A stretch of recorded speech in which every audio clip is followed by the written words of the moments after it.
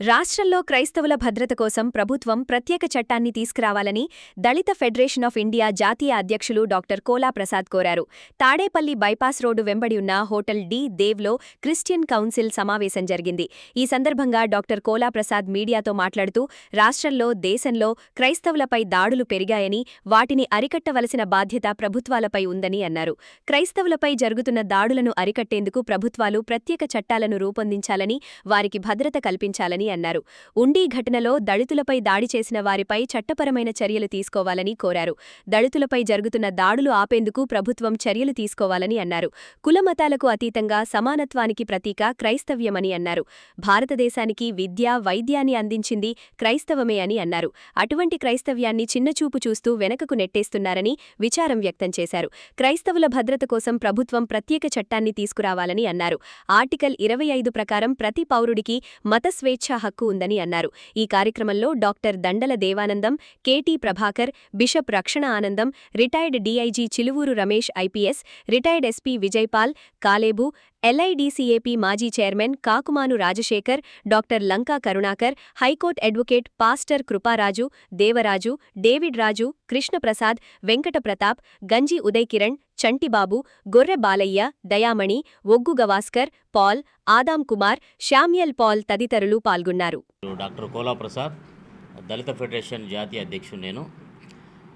ఈరోజు విజయవాడలో ముఖ్యంగా బిషప్ కౌన్సిల్స్, అలాగే క్రిస్టియన్ లీడర్స్ అండ్ డెలిగేట్స్ సమావేశం ఏర్పాటు చేయడం జరిగింది.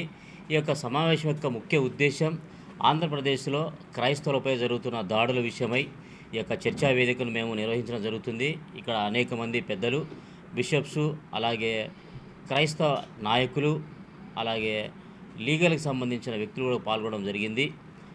ఈ యొక్క సమావేశం ముఖ్య ఉద్దేశం ఆంధ్రప్రదేశ్లో క్రైస్తవులపై దాడులు ఆపాలి.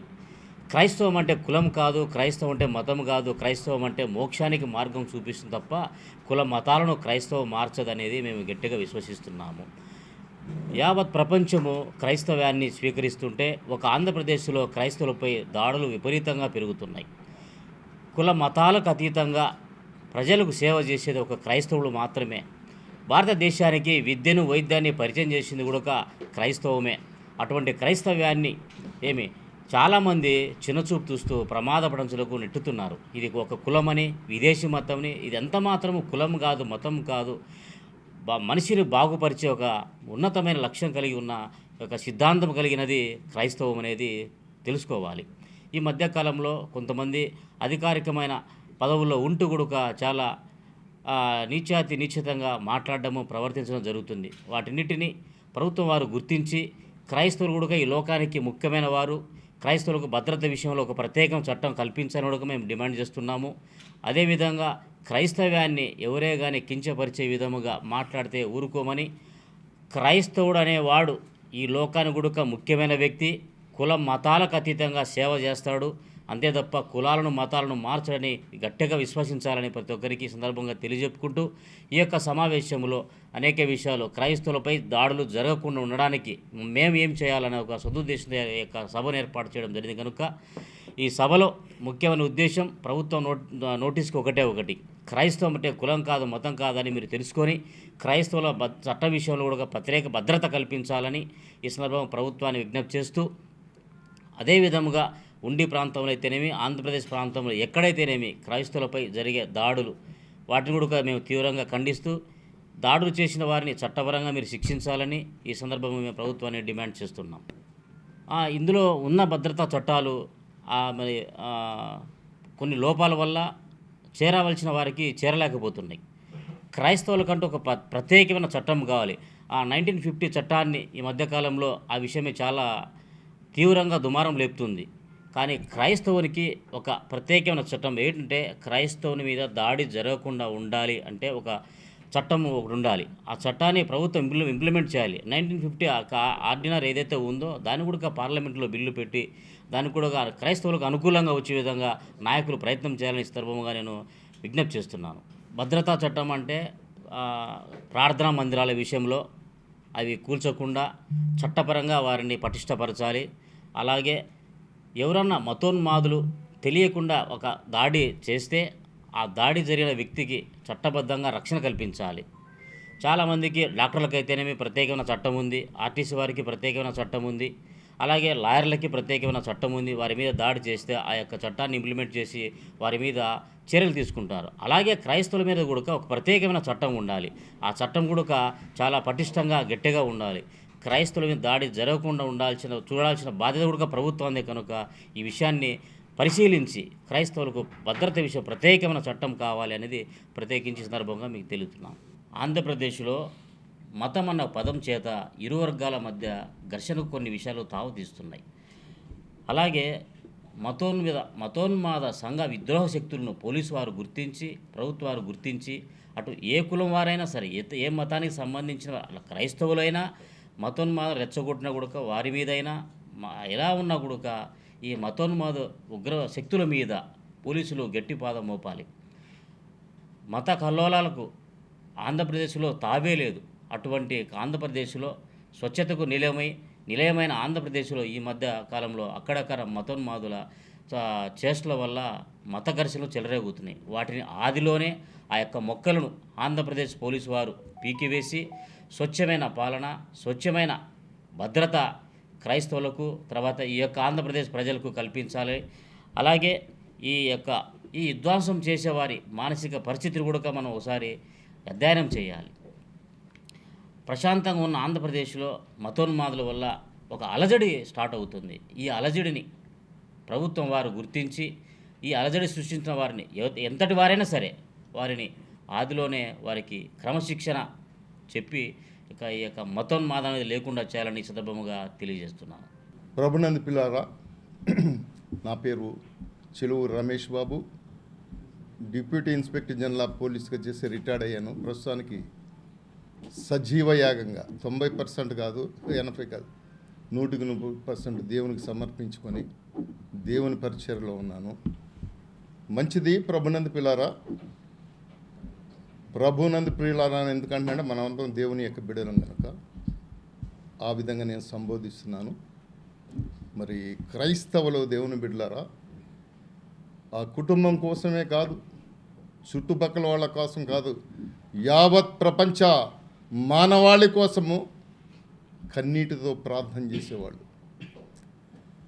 అందరూ కూడా సురక్షితంగా ఉండాలి, ఎలాంటి సమస్యలు, ఎలాంటి ప్రాబ్లమ్స్ ఉండకూడదనేసి మరి ఎంతో ప్రేమతో, భక్తితో ప్రార్థన చేసేవాళ్ళు క్రైస్తవులు దేవుని బిడ్డలారా.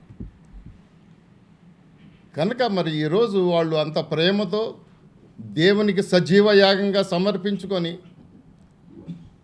ఉంటున్న బిడ్డలపై అన్యాయంగా, అక్రంగా దాడులు జరుగుతున్నాయి.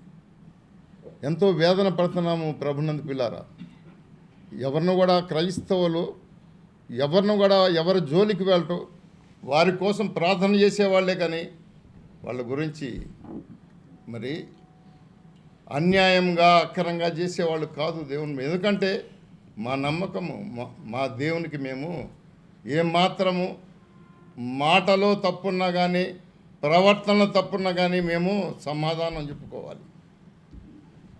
ఒకళ్ళకు భయపడటం కాదు కానీ దేవునికి భయపడే బిడ్డలం మేము. కనుక ప్రభునందు పిల్లారా, మరి ఈ యొక్క దాడులు ఎంతో భయంకరమైనవి. మరి ప్రతి నిత్యము మనం చూస్తున్నాము.